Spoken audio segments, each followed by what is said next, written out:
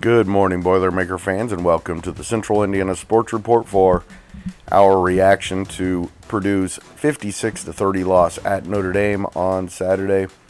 I was joined by our Purdue guy, Jake Dunn, and about halfway through the podcast, we were joined by Tipton Tribune and Elwood call leader sports editor Michelle Garmon to discuss Saturday night's game and how we feel about the program in general under Barry Odom through 4 games and heading into a stretch of schedule that might provide some opportunities for some wins. The Boilermakers have a bye week this week, but we will still have a Purdue report on Wednesday. Please join us. We'll be discussing football, but this week's is going to be more about basketball. So here is our reaction to Purdue's 56-30 loss to Notre Dame with Jake Dunn and Michelle Garmon.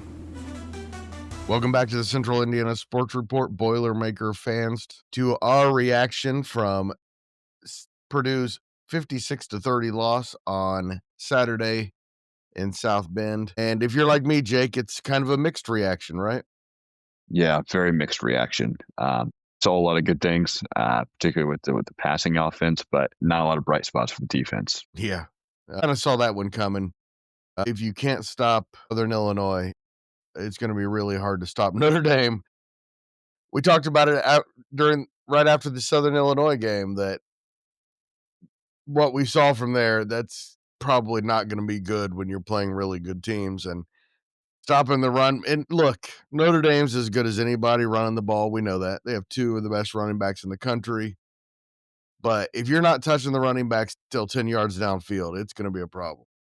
Rush defense particularly, but the whole defense overall, I think just wasn't a lot to really hang your hat on. Even if Purdue, trying to kind of sold out to try to stop the run, I think CJ Carr still could have thrown all over you. So it's kind of just picking your poison there in terms of how you wanted to be beat. There was a time in the third quarter, Jake, they said that Notre Dame was 2 for 2 on third downs, which meant they'd only gotten to third down twice in the third quarter. They didn't even need third down. They were getting first downs on every first or second down. And there were a couple of nice plays on defense, just not very many. Yeah. Finally got the first turnover of the year, 4 games in. There were some positives on defense. They averaged 14.1 yards per pass and 6.6 yards per carry. And that's just not going to get the job done. Well, let's look at some positives because the offense was definitely a positive. I think Notre Dame's defense might be pretty bad. I think that's what we might be looking at. But also, those Purdue receivers are pretty darn good. I know Notre Dame may not have the best offense, but you still put up 30 points on a playoff caliber roster. So kind of some things to be proud of on the offense. We saw our first trick play of the season. Saw 2 of them actually. The first on intentional offense. Trick play. Yeah. Well, I guess we saw one against USC, so maybe that's not true. But yeah, that one seemed more unintentional as a trick play. This one seemed intentional. This one there was a clear, a clear motive for this one. But yeah, I was really excited to see that. I really liked how Purdue was kind of leaving everything out there on the field in terms of play calling. You saw the trick plays like we mentioned, and the team didn't really seem to give up, at least on offense, which that's a step up from last year. So unfortunately, and if Ryan Brown's career doesn't work out as a quarterback, he can play receiver because every time he touches the ball, he seems to score. The running game was pretty bad, a little generous, but your backup quarterback, Malachi Singleton, led the team in rushing yards at 26. At one point, the punter was the leading rusher for Purdue. Most of the game, he was the leading rusher. Yeah. So and a nice fake punt, by the way. That was a great call. Yeah, I agree. I was kind of wondering if they'd go for it just to kind of try and set the tone, and they did. And I thought Notre Dame might have been expecting it, but they didn't really seem to be expecting it, which that's the perfect time to call fake punt. I think they might have been expecting of some kind. I don't think they were expecting that. And I don't think that a good thing, the punter's a pretty good athlete, and that might come into play later in the season. He's got a heck of a leg, and nice to see that he can run the ball a little bit too. Yeah, and he stuck his nose in there and like, hey, if they're going to tackle me, they're going to have to get a good hit on me. And he was ready to run that ball. He was not timid at all, and I like that. If you have a punter or a kicker who's an athlete, it opens up your playbook a little bit with the fakes and stuff. Absolutely. So I'm sure he's been getting reps in it at backup, emergency quarterback. So maybe we'll see a fake pass, a fake punt pass this year. I want to come back to talking about the future here, but I do want to point out one more thing. Nitro Tuggle is awesome. We love him. They need to get him the ball more. He kind of felt like the only receiver that really did a whole lot. Jesse Watson might have had kind of a nice catch, but a couple drops in the end zone from the receiving core. Ooh. One from a tight end, one from a receiver. Still, I mean, Purdue was just outmatched in just about every capacity on Saturday. But I think with Brown and those receivers, I think they have something. I think they have the start of something at least. So it'll be interesting to see at the end of the season how much or how many players Purdue can retain or maybe even wants to retain in the off season. I think Nitro Tuggle will probably have some callers calling his phone, wanting them to join their team. So. And we now bring in Michelle Garmon of the Tipton Tribune and Elwood Call Leader, who wanted to give her 2 cents. And Michelle, Jake and I were talking about when you come away from the Purdue game against Notre Dame, you kind of have mixed feelings because on the one hand, we saw some good stuff against a good team. On the other hand, this program is still really far away. They are. I will say this, Purdue has to get better in the trenches on both lines, offense and defensive line. They have to improve a lot.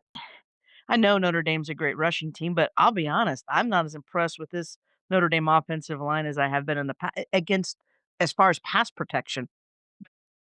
I do want to point out, Jake, we were talking about how bad the defense was. Miles Slusher was pretty good and did have a sack. And a strip fumble. That's right. I love Purdue's creativity, the trick plays to create scoring early so they could stay in the game early. Again, though, they just need more in the trenches. And another offensive weapon or two. I think Maccabee is a good back. He's a power back. Purdue could really use I think, a really fast back, and they have one. He only carried the ball a couple times yesterday. They just they didn't run a lot of offensive plays, to be honest. Yeah, that is true. And to be honest, Notre Dame probably has. I agree, they are probably the best 1-2 running back tandem in the country. When with Love and Price, they're they're really good. But yeah, I thought Purdue showed some good things. I think they also showed they're still a ways away.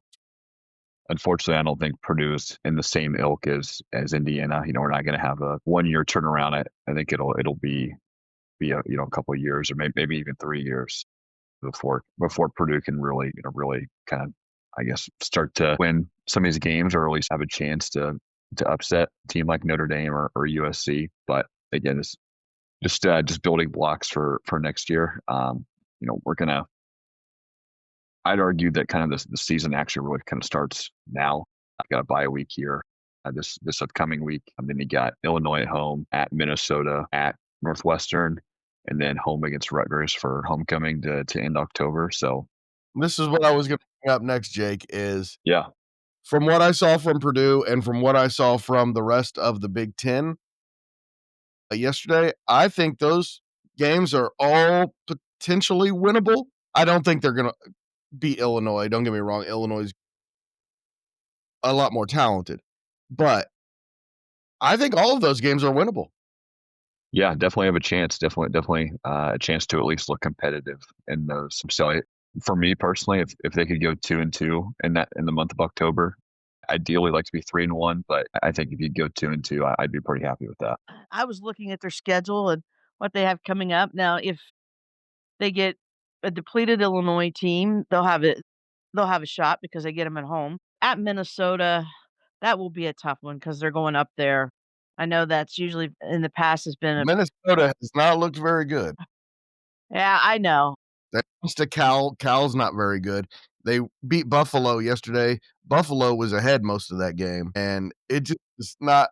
Well, Cal's undefeated, Minnesota so they're not bad. had to outscore Buffalo 10-0 in the fourth quarter to win that game.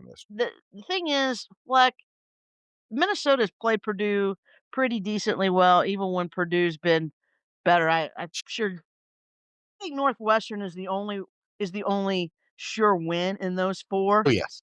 And then Yes, I of course. maybe at Minnesota's a 45% chance, but I think it gets less than that for the other 2. They're beating Rutgers too. Rutgers No, is I bet not they good. don't beat Rutgers. They barely beat Ohio and Miami in back-to-back weeks.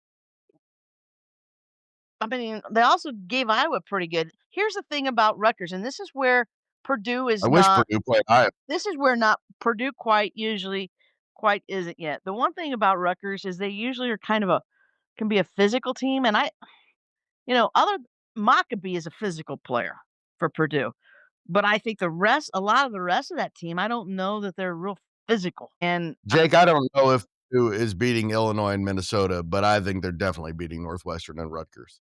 Yeah, I think of those 4 games, the latter 2 are definitely the more winnable games there. I know we're talking about physicality. TJ Lindsey he's a D tackle from Auburn. He's out for the season with an ACL tear, I believe. That really hurt on the defensive line. Defensive line wasn't great to start with anyway. Yeah, him. I think he was definitely one of the better defensive tackles. So losing a piece there and really hurts. And then that Lynham? George. Go ahead. I was gonna say that Sorry? Lynham, he left in the sling yesterday, right? What? Yeah, George Burhan, the tight end, starting tight end. Yeah, he left in the sling. So probably I think I remember the play. He caught a ball and Notre Dame guy came and tackled him, and I took a helmet to the forearm. So probably fractured wrist or fractured forearm or something there. But he'll look to probably miss some significant time. But at least we got a bye week here to get ready for Illinois. We saw last year this Purdue team had a bye before Notre Dame, and they came out and kind of laid an egg. So hopefully the new coaching staff will be a little better prepared for the bye week and the Illinois game. Yeah, not a ton of injuries so far this year, but those 2 in particular kind of hurt. And I want to say one more time before we get off of here. By the way, everybody, we will have a Purdue report this week, but there will of course be no football preview, but we will be talking basketball as well on the Purdue report. I have some things to say about the basketball team. We might even go a full hour, Jake. That's how much I have to say about them. But Sounds good. This about the football team is get the ball to Nitro Tuggle. That's the key. He is the one guy on this team who is on the same level athletically as the other teams. Yeah, he is good. He is good. Oh, by the way, and Michael Jackson is also very good. Of course, as everybody knows, the grandson of Michael Jackson. His name's Michael Jackson III. He's clearly the grandson of Michael Jackson. Yeah, it's true. So, yeah, I think the receivers are good. And I think Brown is at least an average Big Ten quarterback. Yeah, I would agree. He's not Drew Brees. Yeah, Drew Brees not really gonna be Drew Brees, but I think I've like I've said basically every episode, I've been really impressed with how he's improved as a passer, and I think he's only gonna continue to get better with his reads and decision making. This is I think like the 6th game he's played in, something like that, up until this point in his career. So still relatively inexperienced. So good athlete. He's better than the overrated quarterback from Nebraska. You think he's better than Raiola? I think I would probably make that trade, Michelle. I think you're probably wrong. No, I think Brown has what I like about. He's not necessarily the runner that Raiola is, but Brown is a student of. You can tell he's a student of the game, and a quarterback has to be a student. It can't just be all athleticism. Not if you want to be balanced and well-rounded. And I think Barry Odom is the right guy. It just feels like it's going the right way. you can definitely see the momentum kind of turning towards we've seen a lot of positives here in so far in the season. So yeah, I would agree. I think he's the right guy. I think he's hard nosed. He's disciplined, which is what Purdue needs. So, and yeah, I'll bring this up since we have Michelle here. I'm just going to bring this up. Everybody wants a Curt Cignetti now. Everybody expects to turn it around overnight. I don't think that's reality. There's only one Curt Cignetti, and there is only one Curt Cignetti. And I'll tell you what, the greatest thing Scott Dolson and Pam Whitten have ever done for IU athletics was go find him. Crazy how good it's gone at IU. They are, and I'm sorry, Jake, did you watch the game last night? The IU game? No, I was at a birthday party, so I wasn't able to watch it. But I saw the score, obviously. I'm not saying they're on the top level with Ohio State and Penn State and Oregon, but I'm not saying they're not. This IU team is better than last year's. It's a little, and it's faster. And you're right. Everybody wants a Curt Cignetti, and you're not going to get it. But I do think Odom. I mean, because I think Purdue can win 4-5 games this year. When you look at from where that is from last year and how the program really started to fray once Brom left, that's a good thing for Purdue. I mean, he's got him on the right track. Really, the key in college football today is how well your coaches and your coaching staff can go out and work the portal and even recruits. Are you making sure you get the guys that fit your system as opposed to worrying about how many stars they have by their name? I think you give Barry Odom some more players, some more playmakers, some more Jimmies and Joes. I think he can turn this program around, and Purdue can be pretty competitive in the Big Ten. So, not saying he can be Purdue can be a title contender, but they can at least compete and be in the top half or the top third of the conference. Hey Jake, my dream is in 3 to 5 years. It's IU Purdue, not Michigan Ohio State. That IU Purdue. Yeah. Keep dreaming, Michelle. That rivalry of Michigan Ohio State, thinking it's for all. I said it's my dream, Greg. I didn't say it was going to happen. It's a beautiful dream. I just hope it happens in basketball, Jake. Yeah. They're both great again. That could be a reality, Michelle.